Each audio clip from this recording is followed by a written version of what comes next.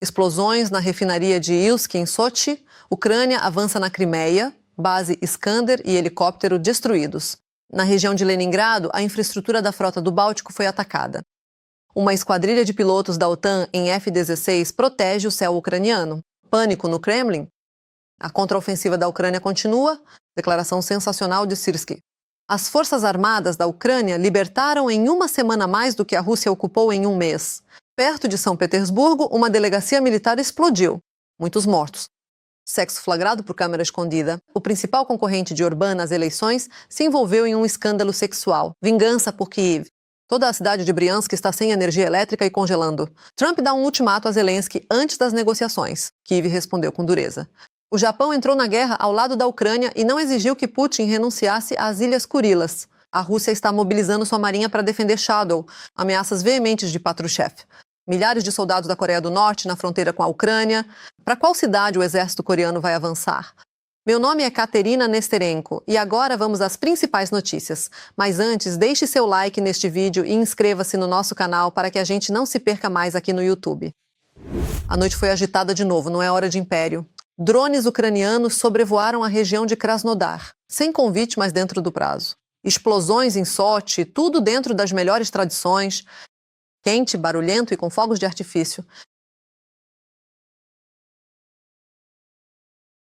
A refinaria Ilsk sofre novo ataque. Após o impacto, um grande incêndio começou. As chamas eram visíveis de longe. Mas não foi apenas Kuban que estava em chamas. Preliminarmente, a fábrica química Metafrax, na cidade de Gubacka, na região de Perm, também foi alvo de ataque. A Metafrax Chemicals é um dos maiores produtores de metanol na Rússia e na Europa. A empresa produz metanol, urotropina, ureia e pentaeritritol, componentes químicos utilizados na produção de explosivos e outros materiais de uso militar. Também havia preocupação no Tartaristão. Explosões foram ouvidas em Nizhnekansk e Kazan. A noite lá também foi agitada. As sirenes também soaram na região de Leningrado. Em Vyborg foi registrado um blackout parcial. E como observou a Zelenova Plus, é nesta cidade que se localiza um dos centros de infraestrutura da frota do Báltico. Coincidência? Improvável. Mas isso não é tudo. As forças de operações especiais relataram operações eficazes no território ocupado. Na aldeia de Pasechnoi, na Crimeia, foi destruído um depósito do sistema de mísseis Iskander. Além disso, na Crimeia ocupada, foi possível destruir um helicóptero russo K-27.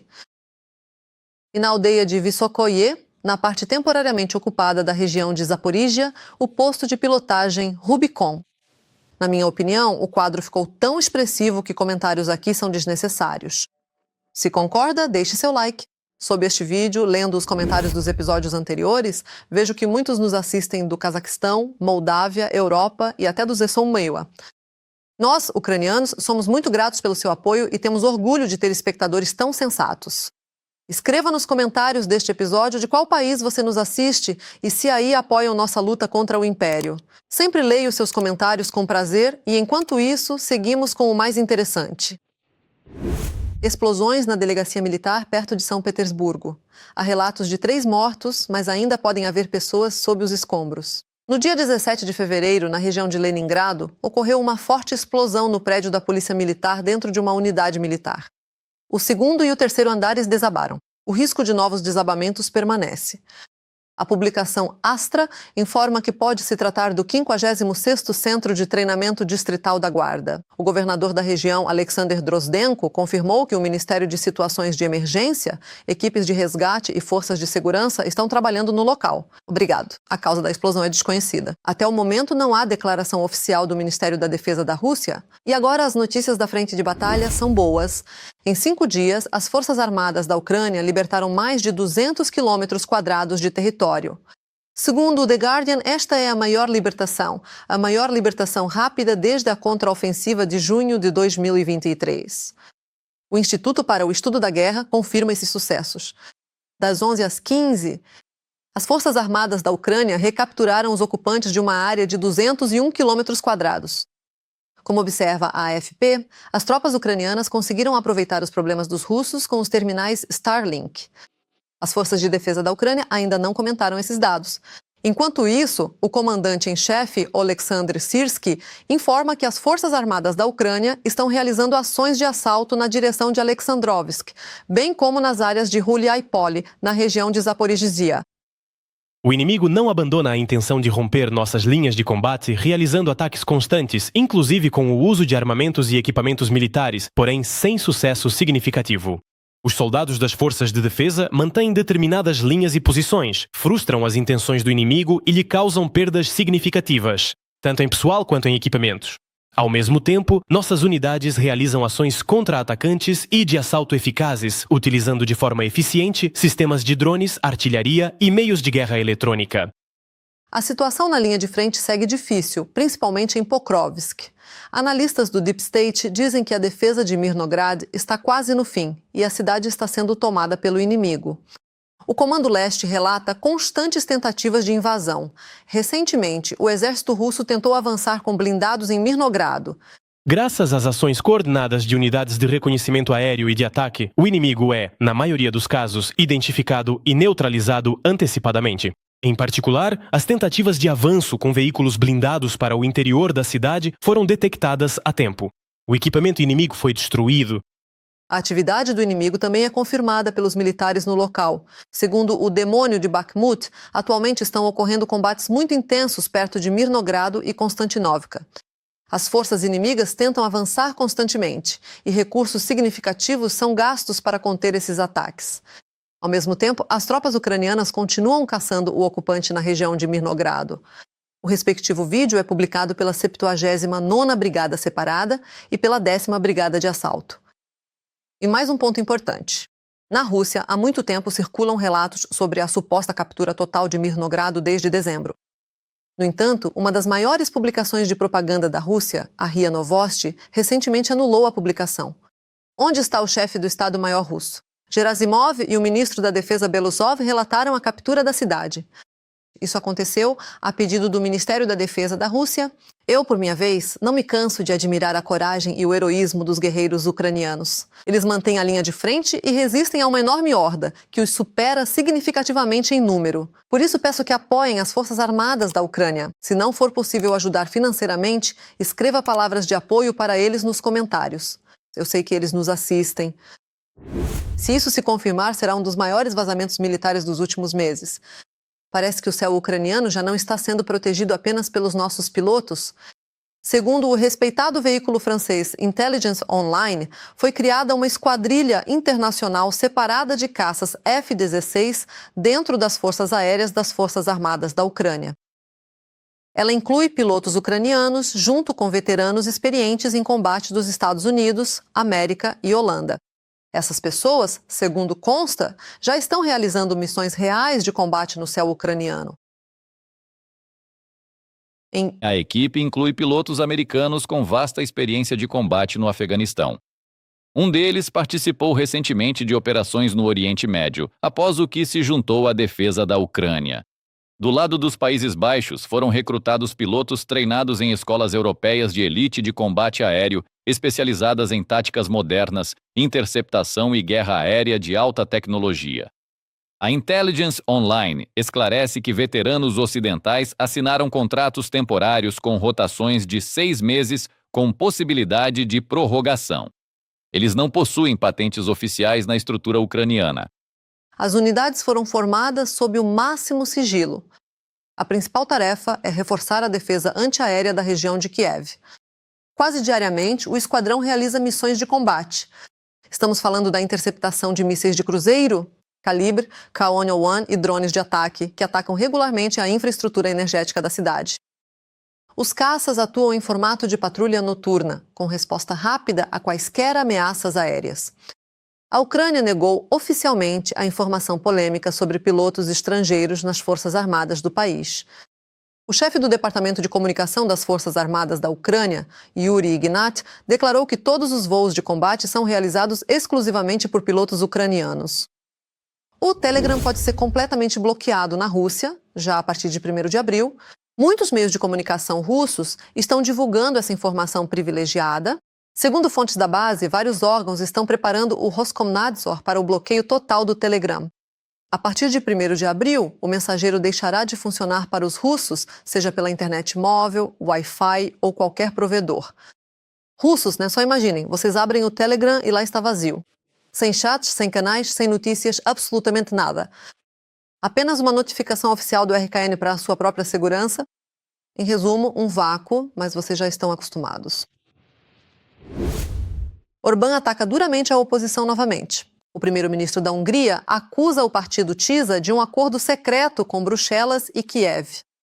Parece que esse é o seu principal golpe contra os concorrentes antes das eleições. Segundo o amigo de Putin, Viktor Orbán, em Munique, o líder da oposição, Péter Magyar, teria firmado um pacto secreto que supostamente inclui a renúncia da Hungria ao direito de veto na União Europeia, o apoio ao pacto migratório e a aceleração da entrada da Ucrânia na UE. Com essas acusações, Orbán atacou em um evento partidário durante o anúncio da lista eleitoral. O primeiro-ministro húngaro declarou que, caso o partido TISA vença as eleições parlamentares em 12 de abril de 2026, a Hungria perderá o controle de suas fronteiras, ficará aberta aos migrantes e, além disso, será arrastada para o conflito com a Rússia. Orbán afirmou mais uma vez que a Hungria não financiará Kiev. E com certeza ele não enviará seus jovens para lutar na Ucrânia. Por sua vez, a oposição nega todas as acusações. Orbán dizem que querem submeter a questão da iminente participação da Ucrânia na UE a um referendo. Lembro que o líder da oposição, Péter Majder, afirmou que foi atraído por uma armadilha sexual. E o governo de Viktor Orbán quer usar isso para desacreditá-lo nas próximas eleições. Segundo Majder, sua ex-namorada o envolveu em uma situação comprometedora e ele negou as acusações de uso de drogas. Segundo o político, o governo de Viktor Orbán está usando métodos de serviços secretos para desacreditá-lo. Jornalistas receberam uma foto de um quarto com a inscrição "em breve", sugerindo o iminente vazamento de um vídeo sexual. A imagem se espalhou amplamente nas redes sociais, gerando discussões intensas. Até o momento, o vídeo ainda não apareceu na internet. Muitos jornalistas receberam um link para as gravações feitas no quarto. Suspeito que eles pretendem publicar gravações feitas com equipamentos dos serviços secretos e possivelmente adulteradas para mostrar uma interação íntima de mim e da minha parceira naquele momento. Sim, tenho 45 anos, tenho uma vida sexual com uma parceira adulta. Queridos covardes do Fidesz, publiquem o que quiserem, falsifiquem como quiserem. Não pretendo recuar diante de chantagens e ameaças. A retórica agressiva de Orbán contra seu principal concorrente e contra a Ucrânia se explica de forma bastante simples. Esse putinista está atrás nas pesquisas por 8 a 12 pontos às vésperas das eleições. Bem, a situação está esquentando. Vamos ver se essa estratégia de Orbán vai funcionar. Tempos difíceis estão chegando na Rússia e lá isso já está sendo dito abertamente. Nikolai Patrushev, uma das pessoas mais influentes no governo russo, concedeu uma entrevista ao jornal propagandista Argumenty e Fakty. O assistente do presidente e presidente do Colégio Marítimo da Rússia prevê diretamente sérios problemas para a frota mercante russa. Segundo ele, os ataques a navios e cargas russas por parte do Ocidente vão se tornar mais frequentes. Patrushev chama essas ações de pirataria, acusa o Ocidente de tentar bloquear completamente o acesso da Rússia aos mares e alerta que, se a Rússia não der uma resposta dura, em breve os ingleses, franceses e até mesmo os bálticos supostamente ficarão totalmente insolentes. Nessa situação, precisamos apostar na criação de uma frota de alta tecnologia. É por isso que uma das prioridades que estabelecemos nos documentos mencionados é a liderança tecnológica. Patrushev enfatiza que quaisquer tentativas de bloqueio marítimo são ilegais segundo o direito internacional e que a Rússia está pronta para responder. Primeiro com diplomacia e medidas legais e, se não funcionar, então com força militar, com forças navais, até mesmo rompendo o bloqueio. Ele até insinuou que, em resposta, a Rússia pode começar a se interessar pelo que está sendo transportado para cá sob bandeiras europeias. No dia 16 de fevereiro, em Genebra, começou mais uma rodada de negociações trilaterais entre Ucrânia, Estados Unidos e Rússia. Esta já é a terceira rodada nas últimas semanas. As anteriores foram em Abu Dhabi e continuam hoje, 18 de fevereiro. Mas não falemos tanto da mesa de negociações em si, mas sim das posições e declarações com que as partes abordaram essa reunião. Na véspera, pouco antes do início da rodada de Genebra, o presidente do Ceausescu, Donald Trump, dirigiu-se à Ucrânia com uma mensagem bastante dura. São negociações importantes, será muito fácil. Olha, a Ucrânia faria bem em sentar-se à mesa de negociações o mais rápido possível. Por outro lado, de Washington veio também uma explicação mais suave. O secretário de Estado, Marco Rubio, declarou que a Casa Branca não força ninguém a nada, nem obriga, inclusive, a Ucrânia a aceitar um acordo de paz desfavorável. Ao mesmo tempo, Rubio lamentou que Trump seja criticado e condenado justamente por tentar parar a guerra na Ucrânia. Dizem que todos querem a paz, mas quando alguém realmente tenta alcançá-la, imediatamente começam as acusações. Bem, e se por paz se entende o fim da guerra?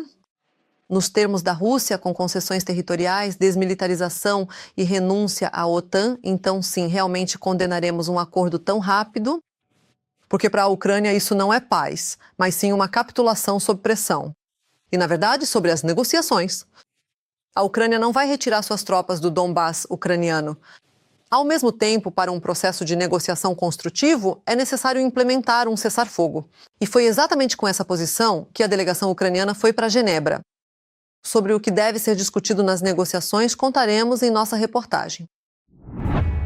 Cessar-fogo, garantias de segurança e reconstrução pós-guerra. Nili, o que a Ucrânia quer dos Estados Unidos no processo de negociação?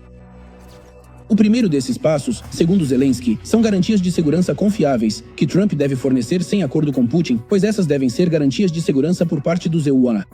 O segundo passo, de acordo com Zelensky, é a necessidade de destinar recursos para a reconstrução da Ucrânia, após o fim da guerra russo-ucraniana. E o terceiro passo é o cessar-fogo na frente russo-ucraniana. Na opinião de Zelensky, Trump deve pressionar Putin de tal forma que ele concorde em cessar fogo e parar as hostilidades. Até agora, uma das questões-chave que não avançou continua sendo a questão territorial. O mínimo que eles querem é Donbass, a região de Donetsk, mas totalmente para poder vender isso como uma vitória para a sua sociedade. Talvez nem seja para ser a sociedade, né? Porque às vezes pensamos que se trata da sociedade, mas pode ser para ele mesmo. É uma vitória para ele próprio.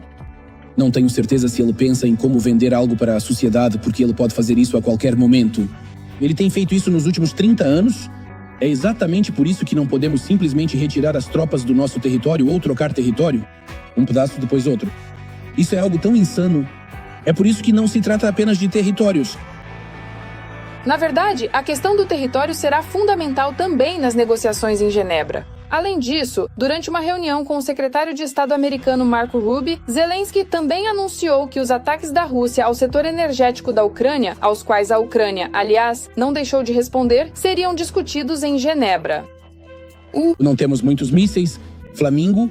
Usamos esses equipamentos há alguns dias na área onde está localizado o sistema Oreshnik. E veremos os resultados.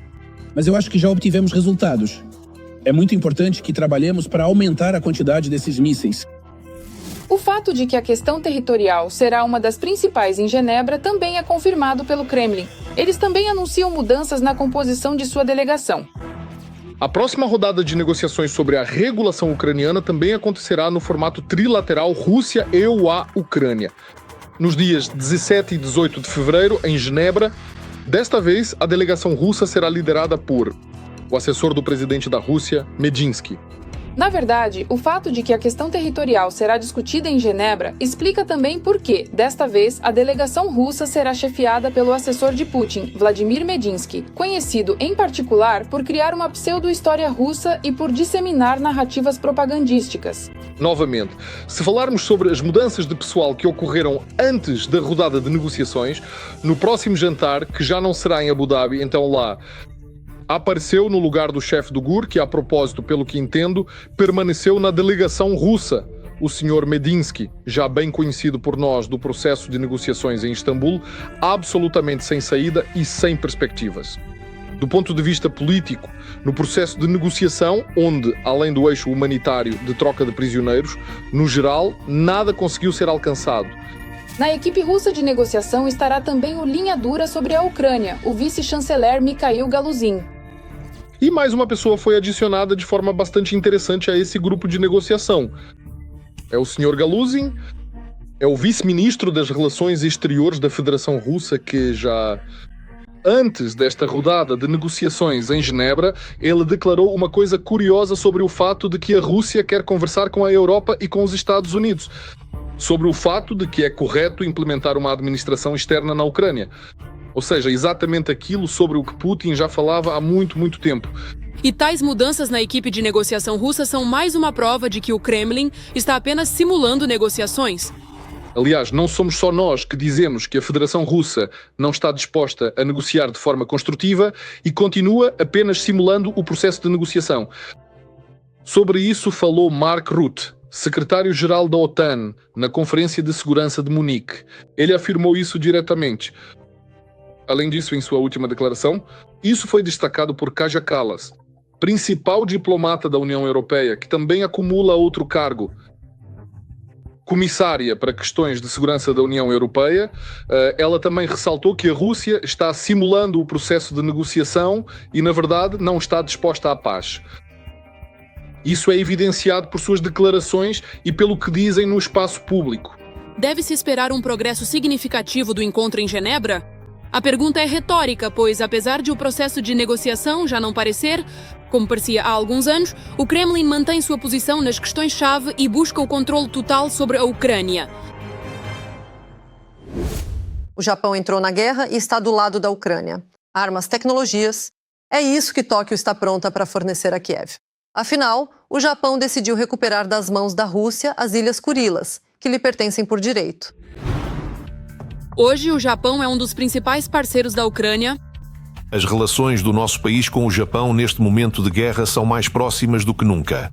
E o Japão nos apoia de forma fundamental. Tóquio destinou mais de 13 bilhões de dólares em apoio. O foco principal tem sido a ajuda financeira e os programas humanitários. O Japão, atuando na condição de um membro integrante da coalizão, do seleto clube que reúne as principais e mais influentes economias ocidentais do mundo, das economias do mundo como membro do G7. No horizonte pode surgir algo ainda maior. O Japão está considerando a possibilidade de aderir à iniciativa Pearl no formato de apoio de longo prazo à Ucrânia. Valorizamos muito o fato de o Japão ocupar uma posição de liderança não apenas na região do Pacífico, mas também globalmente. Esse é um apoio significativo à nossa resiliência e, graças a isso, à ordem internacional baseada em regras. Além disso, Tóquio está pronta para disponibilizar financiamento para o fornecimento de equipamentos de defesa não letais. Estamos falando de sistemas de radar, meios de vigilância, coletes à prova de balas e outros equipamentos de proteção para os militares. A política de segurança japonesa permaneceu extremamente cautelosa por décadas. Mas a situação está mudando após a vitória de uma mulher nas eleições para o cargo de primeira-ministra. Sempre nutri um enorme amor e respeito pelo Japão. E posso dizer que nossas relações serão mais fortes do que nunca. Estou ansioso para trabalhar junto com você e em nome do nosso país. Quero lhe dizer, se você tiver qualquer dúvida, preocupação, se precisar de algo, qualquer serviço, tudo o que eu puder fazer para ajudar o Japão, lembre-se, estamos prontos.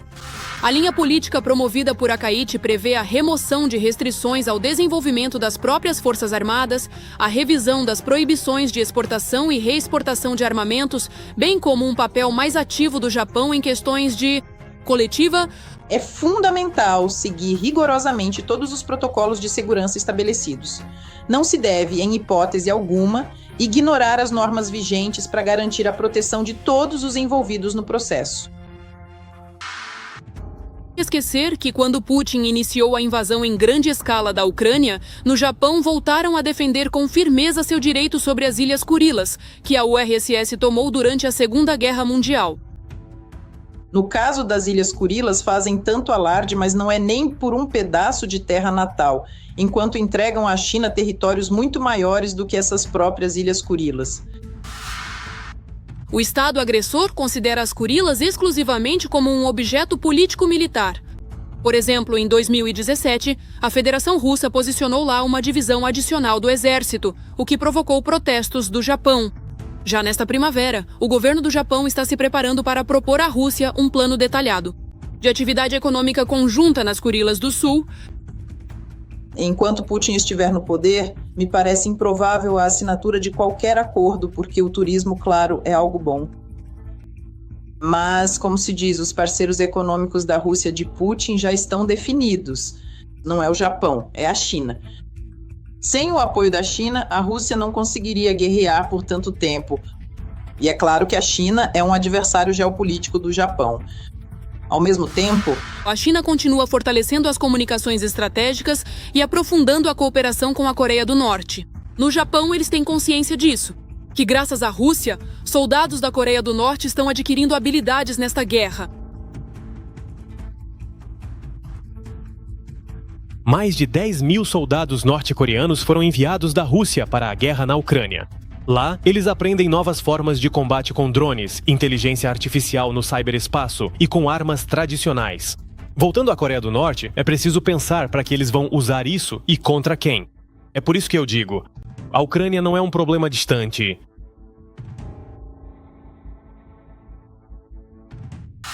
Para a Ucrânia, a ajuda do Japão é importante e, de modo geral, a ampliação do círculo de países dispostos a participar do fortalecimento de sua capacidade de defesa. Se a estratégia de Takaichi for implementada, a Ucrânia poderá ter uma cooperação militar real com o Japão. em primeiro lugar, as tecnologias. É preciso entender que, do ponto de vista das tecnologias modernas, talvez até o Japão viva em um século diferente do nosso, e nesse sentido, é claro, a ajuda tecnológica do Japão pode ser simplesmente insubstituível. Nós entendemos que a maioria das tecnologias de uso dual pode ser perfeitamente utilizada também no campo de batalha. As relações e conexões da Ucrânia com o Japão, estabelecidas anteriormente, ajudarão na perspectiva de uma nova etapa histórica de militarização do Japão e na construção de novas alianças de segurança. A Polônia está preparando uma cobrança à Rússia pelo período soviético. Trata-se de reparações pelos crimes e danos causados pelo domínio da URSS. Segundo o Financial Times, o premier Donald Tusk ordenou que o Instituto da Memória Nacional investigue as perdas e consequências da Segunda Guerra e dos mais de 40 anos de Guerra Fria na Polônia. Sob rígido controle soviético, no Instituto polonês já afirmam que esta investigação será muito mais abrangente do que o trabalho semelhante sobre os crimes nazistas. Gostaria de lembrar que, em 2022, a Polônia apresentou à Alemanha uma fatura de 1,3 trilhão de euros por crimes cometidos durante a Segunda Guerra Mundial. E esse processo ainda está em aberto, já que Berlim responde que, após o fim da guerra, a questão está legalmente encerrada. Vamos, continue monitorando a situação. Enquanto isso, escreva nos comentários o que você acha. O processo contra a Rússia irá a julgamento? Milhares de soldados da Coreia do Norte se concentraram perto das fronteiras da Ucrânia.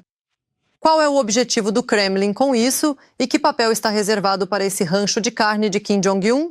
Os detalhes na nossa reportagem. Em tentativa de agradar o ditador russo, Kim Jong-un perdeu seus melhores soldados. Vi meus camaradas morrerem ao meu lado, escondido em um abrigo subterrâneo. Em outubro de 2024, as tropas norte-coreanas entraram para a lista dos maiores assassinos do século XXI. Inicialmente cogitou-se o fornecimento de brigadas de engenharia, mas o exército russo sofreu tantas perdas na região de Kursk que se tornou impossível substituí-las rapidamente por suas próprias forças. A ofensiva ucraniana de agosto diretamente no território russo forçou o comando a mudar seus planos. Em vez de engenheiros, eram necessárias unidades de infantaria prontas para o combate. As tropas russas sofrem de uma falta crítica de pessoal para cobrir todos os setores da linha de frente.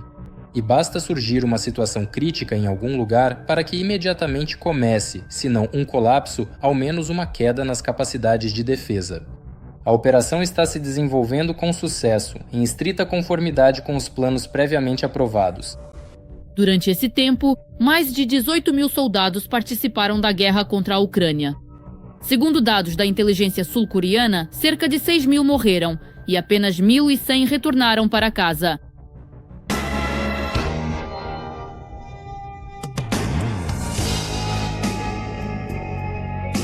Cerca de 11 mil militares ainda estão entrincheirados no território da Federação Russa, na região de Kursk, próxima a Sumy. Os soldados norte-coreanos estão aprendendo táticas de combate modernas que surgiram e são utilizadas na guerra moderna. São sistemas de drones, sistemas de comunicação entre outros, incluindo sistemas de drones com inteligência artificial e, consequentemente, a tática de combate, que é um pouco diferente das guerras anteriores, são pequenos grupos de assalto. À primeira vista, pode parecer que os norte-coreanos estão apenas em uma emboscada, mas a presença deles na região de Kursk tem um significado estratégico. Se amanhã as unidades do Exército Popular da Coreia forem retiradas da região de Kursk, todo o agrupamento ficará drasticamente enfraquecido. E não será capaz não só de realizar ações ofensivas na região de Sumy, mas nem mesmo de manter na defesa os territórios já ocupados. É uma espécie de zona de amortecimento que permite às tropas russas manter a linha de frente e realizar operações ofensivas limitadas. As ações realizadas pelos soldados norte-coreanos atrás da linha de frente deram a Putin a oportunidade de liberar. Então, o mesmo número, os mesmos 10.000 soldados russos podem ser transferidos da retaguarda, de uma retaguarda próxima da segunda ou terceira linha, para a linha de frente para participar das operações de combate. Assim, é possível reforçar numericamente suas tropas diretamente na linha de frente. Enquanto o contingente norte-coreano atua dentro do acordo entre Pyongyang e Moscou, os soldados não saem do território da Federação Russa. É muito provável que eles, por enquanto, não venham a atravessar a fronteira com a Ucrânia, mas estarão prestando apoio direto ao exército russo dentro do próprio território da Federação Russa. As razões oficiais seriam o respeito às restrições internacionais e o desejo da Coreia do Norte de não agravar a situação com sanções. Extraoficialmente, o custo e as condições impostas por Kim Jong-un tornam o uso dos norte-coreanos na Ucrânia economicamente e politicamente inviável para o Kremlin. Se as tropas norte-coreanas cruzarem a fronteira do nosso país, inclusive Kim Jong-un se tornará um alvo legítimo, de acordo com os documentos normativos internacionais. E nem tentem procurar boas intenções. Tudo é banal, simples assim. Para Kim Jong-un, enviar milhares de soldados para a morte certa é uma forma de ganhar pontos e dinheiro. E para Moscou, os norte-coreanos são uma solução temporária, mascarando os problemas sistêmicos do exército. Os norte-coreanos começaram com uma construção mais ou menos ativa, construíram alguns quarteirões em algum lugar, em áreas mais deprimidas. Assim, no novo distrito de Hwasan foi inaugurada a rua Sefyolion. O ditador norte-coreano declarou cinicamente que era em homenagem aos soldados mortos pelas forças de defesa da Ucrânia. Segundo ele, o local deve se tornar uma fonte de honra para a geração de Egorda Sefinian e para o Estado. Assim, a presença norte-coreana em solo de Kursk simboliza o fato de que Erefian não pode lutar sozinha. E para a Ucrânia, isso é mais uma prova de que o inimigo é fraco. Para a cidade de Belgorod, agora sem energia, junta-se a também desenergizada Briansk, que elas agradeçam a Putin. Como estão as coisas por lá e quais russos em breve pagarão caro por sua agressão contra os ucranianos? Leia mais sobre isso em nosso artigo.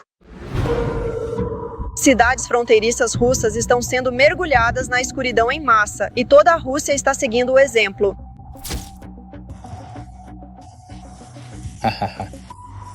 Vamos entrar debaixo da lanterna. A região de Belgorod foi uma das primeiras a sofrer com os apagões. Belgorod agora vive em constante falta de energia. Novos ataques só agravam ainda mais a situação difícil. A noite de 16 de fevereiro não foi exceção. Drones atingiram a usina termoelétrica local e, novamente, mergulharam a região em um apagão. Olha só, isso aqui é de carvalho. Não tem luz nenhuma, de jeito nenhum. Tudo o que faz barulho são os geradores. Se houver algo queimando na janela, são os geradores. Belgorod é ali que fica Belgorod. Não há nenhuma luz ali. A falta de luz não é o único problema. Moradores de Belgorod, aquecimento e água encanada agora também são um luxo. Uma evacuação em massa foi anunciada em Belgorod há uma semana. A cidade estava à beira de um apagão. Além disso, o governador da região de Belgorod, Gladkov, já alertou que não se deve esperar água quente antes de abril. Nós entendemos que as casas em Belgorod conectadas ao sistema de aquecimento central não poderão receber aquecimento até o final da temporada de aquecimento. Água quente. Mas aqui Gladkov mentiu para os moradores de Belgorod. Mais adiante, porém, na rua. Todos cada vez mais forte. Até isso é lavado e levantado. Cada vez mais forte. O cachorro será limpo e preparado em breve. Na noite de 16 de fevereiro, Briansk assumiu o comando substituindo Belgorod. As autoridades locais disseram ter abatido mais de 170 drones na região de Bryansk. Parece que os próprios objetos energéticos se encarregaram de abater os drones. Depois de algumas piscadas, a cidade ficou sem luz e, junto com ela, sem aquecimento. As redes sociais informaram que o ataque atingiu a subestação Novobrianskaya em Igonity. Isso fica a menos de 20 quilômetros de Bryansk.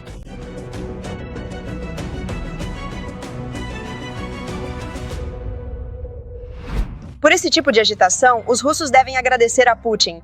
E nem se trata de vingança dos ucranianos, mas simplesmente de agradecer por ele ter iniciado a guerra. Quero deixar as coisas bem claras desde já. Não há nenhuma vingança. É um trabalho de combate direcionado, um trabalho sistemático das forças de defesa da Ucrânia para que o complexo militar industrial russo, antes de tudo, não possa trabalhar plenamente para a guerra, não possa produzir plenamente aquelas armas de morte com as quais depois destroem nossas cidades, nossos vilarejos e, o mais importante, matam nossos cidadãos. De fato, a região de Belgorod se juntou também à região de Bryansk, novamente com o objetivo de reduzir as capacidades do complexo militar industrial russo para aumentar a carga sobre os serviços de retaguarda, sobre a logística dos ocupantes russos, que consequentemente serve a linha de frente, a linha de confronto militar. Além disso, com ataques à infraestrutura energética, as forças de defesa colocaram o comando russo diante de um dilema. A defesa antiaérea russa está cada vez menor, o que significa que a Rússia terá que escolher quem proteger. O que é mais importante, Bryansk, Belgorod ou a linha de frente? Além disso, os ucranianos não atacam a infraestrutura energética do inimigo de forma caótica. Há uma estratégia por trás de tudo isso. Se falarmos sobre a infraestrutura energética, por exemplo, os ataques têm como alvo, por exemplo, autotransformadores. A restauração deles, por exemplo, leva de 6 a 12 meses. O que isso proporciona, por sua vez? Isso cria condições para um efeito cascata no sistema energético, quando a eletricidade, mesmo que possa ser gerada, não pode ser transmitida, por exemplo, para outras regiões da Federação Russa, inclusive, por exemplo, para a região de Moscou, o que, por sua vez, novamente aumenta a carga sobre os serviços russos correspondentes. Isso não é teoria. Tudo isso já foi testado com sucesso. A propósito, as forças de defesa já testaram essa estratégia, por exemplo, na parte sul da Federação Russa, quando foram realizados ataques, por exemplo, na região de Rostov, nos territórios de Krasnodar e Stavropol. E então, digamos assim, o efeito cascata disso. A queda da infraestrutura energética foi sentida, por exemplo, em Volgogrado e também em outras regiões da Federação Russa, quando tudo simplesmente se desliga. O que significa que a região de Moscou deve se preparar para um blackout. E Moscou também não se deve relaxar. Vemos que criar, digamos assim, um blackout em Moscou hoje é bastante difícil, considerando, mais uma vez, a saturação da defesa de Moscou com meios de defesa antiaérea. Isso pode ser feito de uma forma um pouco diferente, consequentemente, uma cascata, região de Belgorod, Bryansk, Moscou. Quanto à região de Moscou, de fato, notamos um aumento na atividade e ataques também foram realizados por lá recentemente. Ataques a centrais termoelétricas, ataques a transformadores que são bastante difíceis de reparar. Além disso, o frio está chegando à capital do país terrorista. E em Moscou, mesmo sem ataques e apagões, as ruas e pontes já se transformaram em uma pista de obstáculos.